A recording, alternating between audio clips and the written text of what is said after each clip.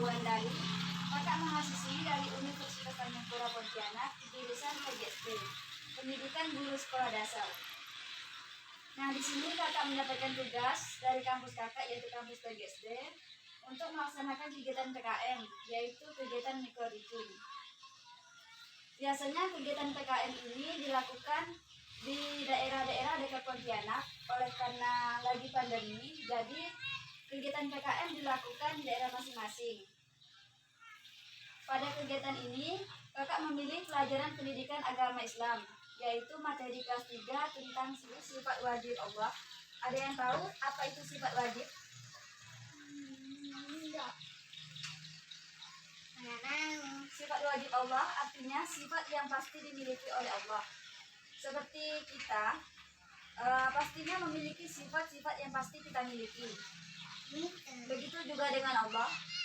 Ada yang berpendapat bahwa sifat wajib Allah itu ada 20. Ada juga yang berpendapat bahwa sifat wajib Allah itu ada 13. Nah, di sini kakak akan menjelaskan 20 sifat wajib yang dimiliki oleh Allah. Yang pertama, wujud. Wujud itu artinya ada. Artinya, Allah adalah zat yang pasti ada. Allah itu nyata. Walaupun kita tidak melihat, tetapi Allah itu nyata dan ada. Yang kedua, kidam, artinya awal atau terdahulu. Maksudnya yaitu Allah itu makhluk. Allah itu adalah tercipta yang paling awal. Allah itu pendahulu atau pengawal hidupnya makhluk di dunia. Yang ketiga yaitu baqo, artinya kekal. Maksud dari kekal yaitu Allah itu tidak akan mati. Seperti kita itu sifatnya tidak kekal. Artinya suatu saat nanti kita bakal mati atau meninggal. Nah, sedangkan Allah itu tidak akan mati atau meninggal. Sifat yang keempat yaitu mukhalafatul lil hawadisi. Artinya berbeda dengan makhluk ciptaannya. Maksudnya yaitu sifat Allah itu berbeda dengan makhluk-makhluk lainnya. Karena Allah itu bersifat sempurna, sedangkan kita itu masih banyak kesalahan dan kekeliruan yang bakal kita lakukan. Makanya dari itu Allah disebut berbeda dengan makhluk ciptaannya. Sifat yang kelima yaitu qiyamuhu binafsihi, artinya berdiri sendiri. Maksud dari ini adalah Allah itu bersifat mandiri. Dia tidak bergantung pada orang lain atau makhluk lainnya. Yang keenam, wahdaniyah, artinya tunggal. Maksudnya adalah Allah itu adalah satu-satunya sang pencipta. Kalau ada yang mengaku Tuhan itu ada 2 atau 3, itu tuh semua bohong. Sebenarnya Tuhan kita itu cuma satu, tergantung kepercayaan kita lagi. Seperti yang dijelaskan dalam Al-Quran, seandainya di langit dan di bumi ada Tuhan-Tuhan selain Allah, tentulah keduanya itu akan binasa. Quran Surah Al-Anbiya ayat 22. Yang ketujuh, kodrat, artinya berkuasa. Maksudnya adalah sebagai pencipta, Allah Maha Kuasa atas segala sesuatu dan tidak ada yang bisa menandingi kekuasaannya. Seperti yang tertera dalam Al-Quran, sesungguhnya Allah kuasa atas segala sesuatu. Quran Surah Al-Baqarah ayat 20. Yang kedelapan, iradat, artinya berkehendak. Allah Maha berkehendak atas segala sesuatu. Oleh karena itu, kejadian apapun pasti terjadi atas kehendak Allah. Penjelasan dalam Al-Quran yakni, sesungguhnya keadaannya apabila Dia menghendaki sesuatu, hanyalah berkata kepadanya, jadilah, maka jadilah. Quran Surah Yasin ayat 82. Yang ke-9 yaitu ilmun, artinya mengetahui. Allah Subhanahu wa Ta'ala Maha mengetahui atas segala sesuatu yang baik ataupun yang buruk, yang tampak ataupun yang tidak. Allah Subhanahu wa Ta'ala berfirman, "Dan sesungguhnya kami telah menciptakan manusia dan mengetahui apa yang dibisikkan oleh hatinya, dan kami dekat kepadanya daripada urat lehernya."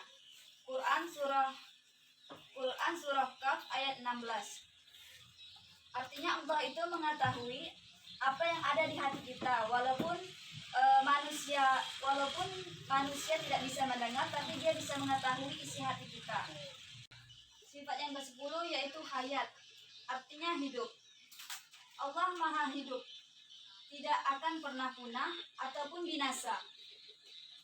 Allah itu kekal selamanya, tidak akan mati ataupun yang lainnya. Seperti yang dijelaskan dalam Quran surah Al-Furqan, "Dan bertakwalah kepada Allah yang hidup dan kekal, yang tidak akan mati, dan bertasbihlah dengan memujinya." Yang ke-11 sama, artinya mendengar. Allah Maha mendengar apapun yang diucapkan oleh hambanya, tidak ada yang akan terlewatkannya. Seperti yang dijelaskan dalam Quran surah Al-Maidah ayat 76, "Dan Allah lah yang Maha mendengar lagi Maha mengetahui." Jadi Allah itu Maha mendengar. Apapun doa kita, maka Dia akan mendengar. Jika doa kita belum dikabulkan oleh Tuhan, mungkin Tuhan lagi mempersiapkan waktu yang tepat untuk mengabulkan doa tersebut. Bukan berarti Tuhan tidak mendengarkan, tapi menunda untuk yang lebih baik. Yang ke-12, basar, artinya melihat.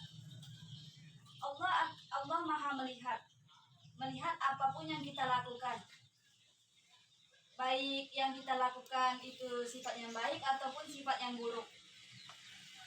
Semua yang ada di dunia ini tidak luput dari penglihatan Allah Subhanahu wa Ta'ala, karena penglihatan Allah itu tidak terbatas oleh apapun. Allah Subhanahu wa Ta'ala bisa melihat apapun dan kapan dimanapun, lebih dari manusia yang pikirkan. Seperti yang dijelaskan dalam Quran surah Al-Hujurat ayat 18, "Dan Allah melihat atas apa yang kamu kerjakan."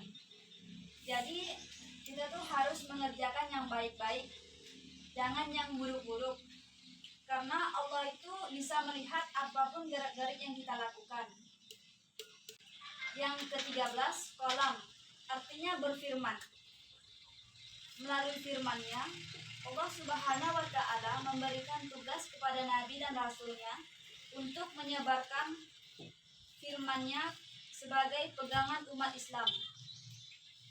Seperti yang dijelaskan dalam Quran surah Al-A'raf ayat 143, "Dan tatkala Musa datang untuk munajat dengan kami pada waktu yang telah kami tentukan, dan Tuhan telah berfirman langsung kepadanya." Sifat yang ke-14 yaitu qadiran, artinya berkuasa. Mengenai sifat wajib Allah ini telah dijelaskan dalam Al-Quran. Hampir kilat itu menyambar penglihatan mereka setiap kali sinar itu menyinari mereka. Mereka berjalan di bawah sinar itu, dan bila gelap menimpa mereka, mereka berhenti. Jika Allah menghendaki, niscaya Dia akan melenyapkan pendengaran dan penglihatan mereka. Sesungguhnya Allah itu Maha Kuasa atas segala sesuatu. Yang ke-15, muridan, artinya berkehendak. Apabila Allah sudah menakdirkan sesuatu, maka tidak ada yang dapat menolak kehendaknya.